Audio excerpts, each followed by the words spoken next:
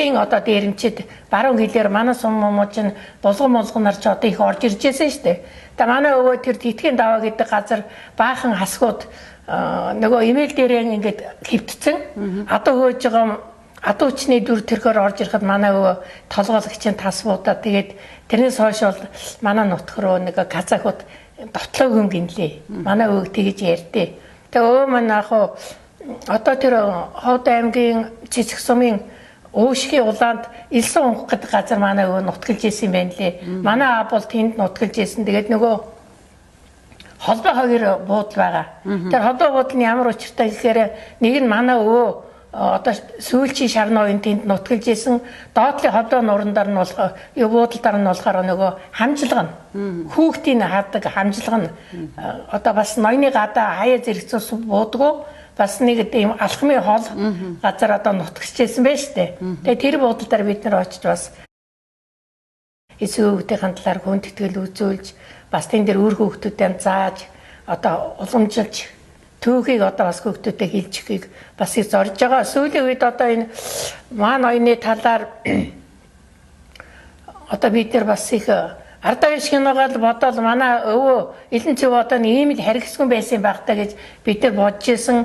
Одоо энэ түүхийг судлаад хүн амтантай уулзаад энэ мэддэг чаддаг хүмүүсээс ингээд юу яга архи мэрхэ ухаад үзэхээр манай өвөөч бас Элэн цэв их орон хүн байсан байна лээ. За тэр одоо Юндан дорд ноён гэж одоо түүхд гарч байгаа. Юндан дорж ноёны 3 дахь хүү гэж 3 дахь хүү манай ноён. Манай өсөр ноён өөрөөр хэлбэл. За тэрхэн болохоор яг 1900 онд засгийн хошуу ноёноо сонгогдохдоо Юндан дорж ноён бол одоо хүүхдүүдээс нэр дэвшүүлээд хэнийг одоо өөрийгөө залгамжуулах вэ гэж бас нэлээд одоо ярьж тэгээд тэр ардчилсан сонгуул болсон юм шиг байгаа юм. Нутгийн ардуудыг цуглуулад одоо ааж манай Элэн цэв манай зэрэгэн хоёрыг одоо ингээд альны нь одоо ингэж хошуу ноёноор суулгах вэ? Залгамжлуулж суулгах вэ гэж бас ард олноос асууж одоо саналыг авсан байгаа. Тэгсэн манай өсөр ноёныг сонгосон гинлээ. Тэгээ манай өсөр ноёны одоо гадна төрөх бол манай хүүхдүүдэд ч вэ, манай ач зээнэрч вэ. Зөвлөдөө одоо чаавас тэр 40 хэдхэн наснаа бурхан болсон байгаа шүү дээ. Тэгээ ардаа биш манай хоёрын зарга одоо юунаас эхэлж үүсв гэдгийг бид нар аягүй их судалж байгаа. Тэр одоо Юндан дорд ноён Алдаржи хоёр ч одоо хоёр найз. Одоо яг үедээ одоогоор бол дарга нарийн бичиг байхгүй юу?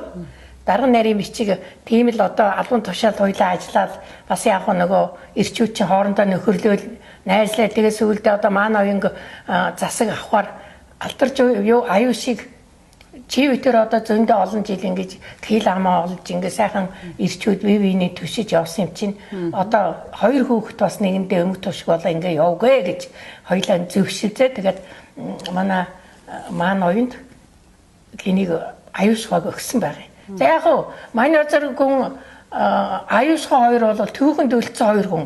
Хэрвээ тэр хоёр байгаагүй бол одоо зүгээр нэг хошуу ноён бол түүхэнд үлдэхгүй шүү дээ. Маш олон ноён байсан, маш олон харц ардууд байсан. Тийм учраас энэ түүхэнд бас ардаа биш манай өвөг үлдээсэнд бид нар бас ерэн бас түүхэн хүмүүс.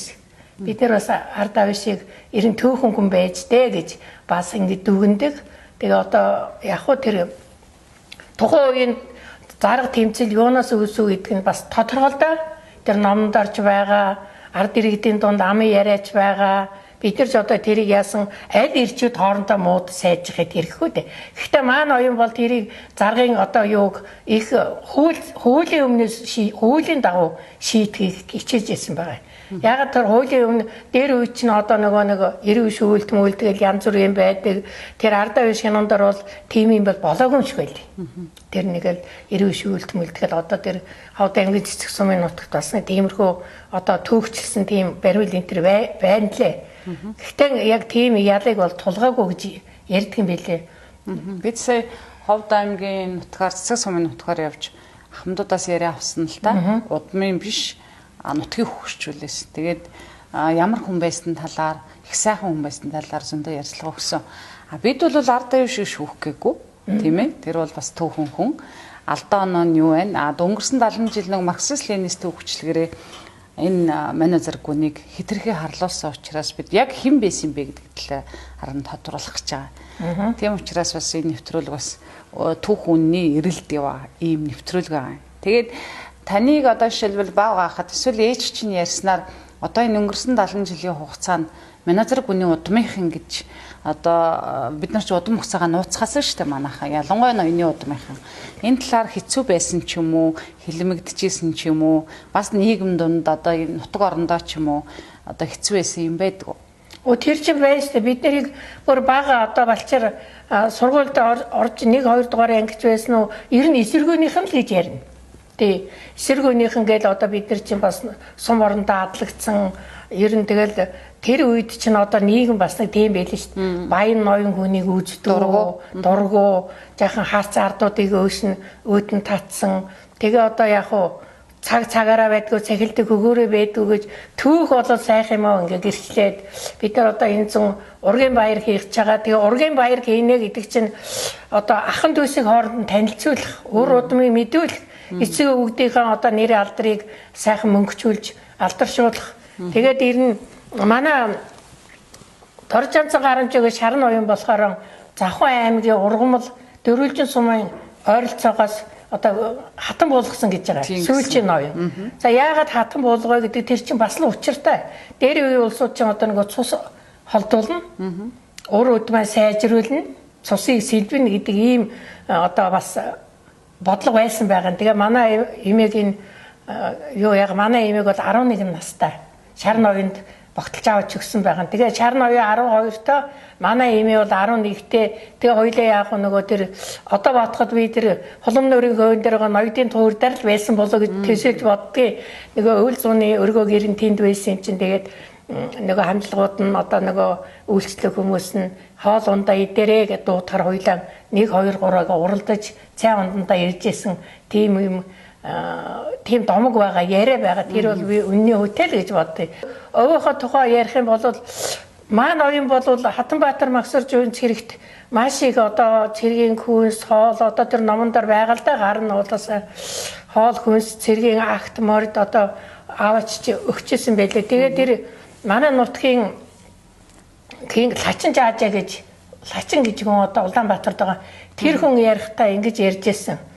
Тэр Хатанбаатар Магсар Жуйнц хэрэгт маш их одоо цэргийн одоо нөгөө хоол хүнс акт мор хүнс бүх юмнуудыг одоо аваач өгч нөгөө баруун зүгийг тогтнуулах одоо хүчин зүтгэсэн учраас манай улсын ноёнд Дамч өдөр гэдэг цэргийн цол Дамч өдөр гэдэг цэргийн цолыг яагаад өгөө гэхээр одоо Богдийцэн хаанд уламжилсан юм байна. Манай нутгийн Дэмбэрэл гэж маарам байсан.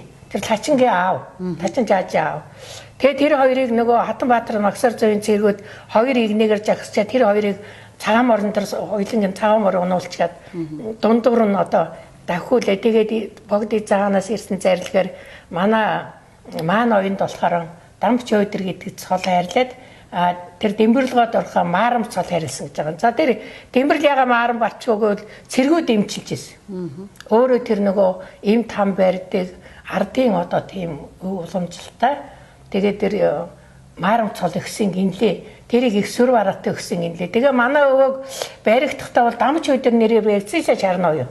Яагаад шарн оюун Дамч өдөр гэдэг нэрээ баригдвэ гэдгийг бас хүмүүс бас зарим талаар яагаад энэ нэрийн зөөрөө байна гэдгийг бас ойлгодог байхгүй юу. За тэгвэл энэ 1900 биш 2013 онд би өвөөгөө ирэн яаж одоо нас барсан хүн бэ?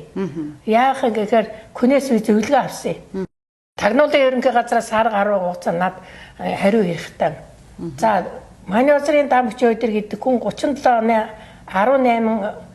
12 сард баригдаа 38 оны 1 сарын 17-нд буудуулжээ.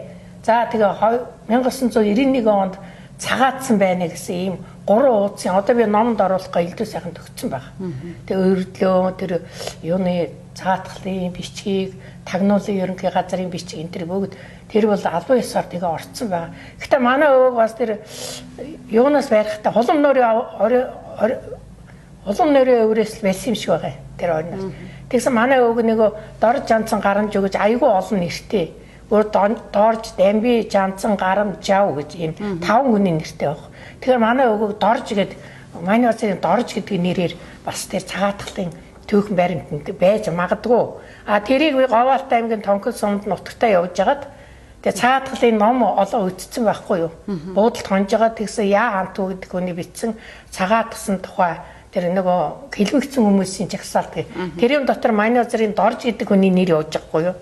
Тэгээ би тэр номыг энэ одоо архив ухаагүй болохоор өөрөөсөө ойлгохгүй ийм л нэг нэр байх юм да гэж би тэр номыг буугаад авсан ч гоо тэр номыг хинд уншижсэн чи мэдэхгүй тэгэл ямар байсан чи яа гаргагүй манай өвөө бол баригдэл тэгэл буудуулжээ гэдгийг түүхээс олж авсан би. Тий. Би одоо зөндөө болоо одоо жишээлбэл ховд их сургуулийн багш түүхийн ухааны доктор хүн бас манай зэрэгүний талаар зөндөө олон баримт хэлсэн. За тийм нутгийг хөгжүүлж ярьж байна. Талаас нь л одоо энэ хүний хэн байсан талаар тий хитрхи хараар одоо түүхэнд үлдээсэн учраас энэ хүний үнэн тал нь яг хүний хувьд хэн байсан талаар нэвтрүүлэг хийж байгаа юм.